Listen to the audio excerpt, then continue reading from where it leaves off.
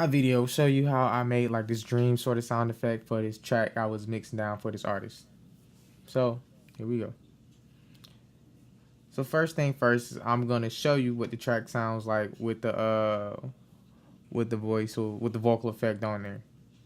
Gotta get a check right now. Gotta get guap right now. Gotta get nut right now. Gotta get top right now. Gotta get high right now. That doing that right now.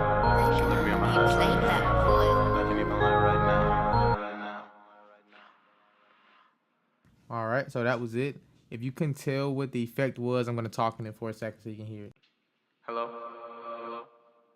Alright, so that's the vocal sound effect. Can you hear me? Alright, like I said, that was the vocal sound effect. And what I'm going to do is deconstruct it, reconstruct it, so you can see how it's done and how it's made. So if you ever decide that you want to do it, you'll know how to. So I'm going to go ahead and take all of it down. Alright, now that everything's off of there, what I'm going to do is show you the step-by-step process of what I do to get the vocal ready to be put through the effect and how I make the effect itself. So here we go. First thing I like to do is start off with cleaning up the vocal. When I do that by using channel equalizer right here. Cut it on. So what that does is it cleans up all the nasty sounds that I don't want to hear, and it helps bring out the ones that I would like to hear by taking those ones that I don't like out. So I usually start off by I'm gonna pull a brand new one up so you can see it from the beginning, the process. I usually start off by I don't know where I popped up. This one and this one. Alright, so here's his already preset to what I like to hear. So I'm going to turn it off and show you step by step of how I do the channel EQ. So what I do is I usually start off by rolling at 100, rolling off around 100. So I'll take this back end right here and roll off at around 100 EQ. As you see I did in his, I got it to at 146. I roll off right around there. And then what I also do is I take these and I sweep through the frequencies. And what sweeping through is basically you narrow the Q on it right here, and you pull it all the way up, and you just sweep through like a broom. And you find the frequencies that you don't want to hear, pull it down, spread the Q out, and pull out the sounds you don't want to hear. And I kind of use the analyzer at the bottom to show the frequencies that I don't like to hear. So as you can see right here, look at the bottom right here, the analyzer, the little waves at the bottom are popping up and moving. See how they kind of they come up as I pulled that up. What this does is it brings it down, and you can see it's kind of dipping back down. It's kind of lower than what it was before and lower than the ones around it in that region itself. So let me show you. And you can see a lot of it's dulled down. Next thing I have is the pitch correction on there. And pitch correction is basically auto-tune. And you can hear it in my voice right now. If I sing, you can kind of hear what it sounds like. I'm not the best singer in the world, but there it is. Okay, what I like to use next is a de-esser. And what a de-esser is, it basically dulls the voice. Now, when we use the channel EQ, what we did was take a lot of that mid out. The middle frequencies around 300 to around 4K, I like to say. And that makes the front end, the high end frequencies, 5K to about 10K, 11, 12, somewhere in there, sound like they're shining. So you hear the it's really hard. So I use this right here, de-esser, and like I said, it dulls those sounds out, it takes it out. See right here, I have it set for the suppressor, which is this window right here, at around 11.7K hertz. And that just brings those sounds and dull it down, because that's why I wanted that for his voice. That's where it sounded like a lot of the siblings was at, like I said, in the S sounds. And before I do that, I use the detector, and it'll tell me what frequency range I need to pull out at. And in this instance, it was 11.7K hertz. Alright, next thing I'll do is add back some of that high-end sound that I took out from the beginning. So I use, it's called Solid EQ, and I got it inside of Komplete as a native instrument plugin.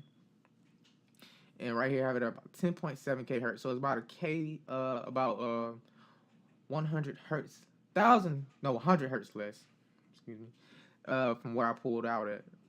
The DS is where I pulled out at right there. And it kind of just depends on where you want it to shine at, where it sounds good at in the track, where that voice sounds good at. If for him it was around 10.7 kHz, and I pulled it up, pulled that frequency range up, about 3 decibels, and it's a roll off on the front end, so it's not gonna have a really strong cue. Right here, I pulled out some of the more of the high mid frequencies. Right here is on 1,123 hertz. I pulled that out, dropped it down about 5 decibels because it kind of still sounded muggy to me. Pulled out some more on the back end at about 1074, so that's still kind of the mid. This is a low mid filter, but kind of still pulls out that muffy sound, muffling sound. Next thing I'll do after that, on every single track I do, is I'll use Bittersweet most of the time. Now, what Bittersweet is from Flux, and it basically kind of brings back some of that high, like I talked about. It kind of makes it stronger, so you can hear the really, really well, since we use DS to dull it down, because the DS is really strong. So we use this to bring it back in. Right here, you go to the bitter side to hear it more, the more the sound, and you go to the sweet side to dull it out. I'll let you hear what it sounds like. Right now we're at about 21.4, so I'll pull all the way over here, and I don't know if you can tell the difference, but it's really dull. You can bring it back to all the way over here. You can kind of hear it a little bit better, the and all that.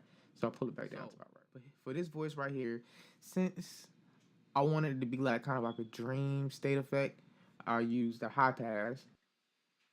And high pass is basically just takes all the low end frequencies out, depending on which way you want them. As you can hear right now with my voice, here's me with the high pass, without the high pass, with the high pass, without the high pass, and I'm gonna keep it off for now so that way you can hear my voice a little bit better. But so right here I rolled off at around what is on my way?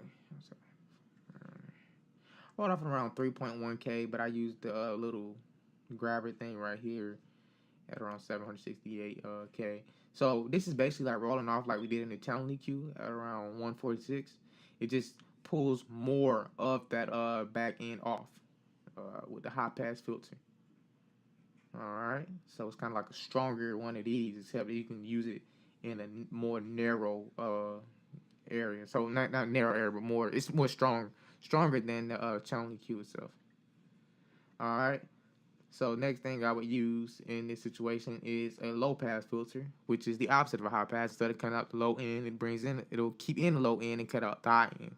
And I did that because I wanted it to sound like he was kind of in the background. So here it is. I don't know if you can hear it. Can you hear me? Yep. So it kind of dulls back the voice. It's kind of like, I guess, working backwards from what we did, from bringing back in the high end. But I did it for this track because of the sound I was going for. And next thing I use, I'm cutting this off now, is the gain.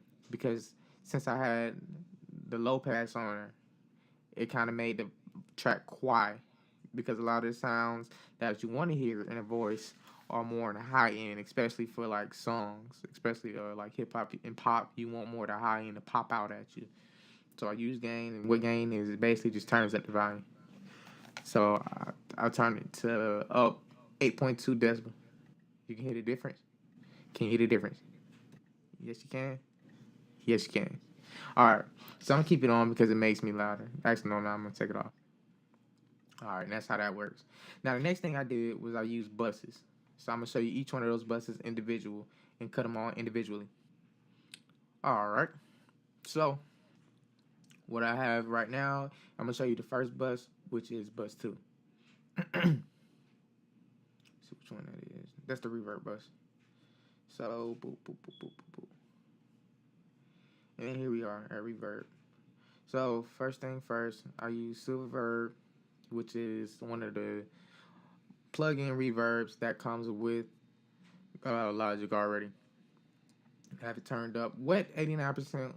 That's basically saying how much reverb you want, and I'm gonna show you what it sounds like. Let me turn it on the track. All right. Now you can hear how it kind of sounds like I'm in a room. All right. All right. And I had this run good bus itself, and I call that bus dull because I used that low pass on it, so the way it sound more like I'm in a room, and cut out the high end frequencies, and it sound like I'm more in the back of the room than the front of the room. All right. And I do the same thing with the channel EQ on the reverb. I kind of cut out some of that front end, just a small little bit, and I roll off at around 200 like I did in the other one, just because I want them to all be kind of somewhat uniform.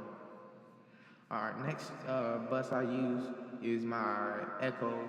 They go half a beat. And you can hear the echo behind me when I stop talking. Alright, here's my echo right here. Same thing with the reverb. Wet is just basically how much of the echo you want to hear. And right here, that's how much. It's really strong because I have 100%. And here's the feedback. Feedback is like how many times it'll say it behind me when I talk. And the higher the feedback, the more you hear it. Now listen. Alright. And the color is basically like how bright you want it or how dull you want it to sound. It was right around 16, and which I found to be perfect for the song. And I have it set if I have to know. So it'll come in like half, no behind.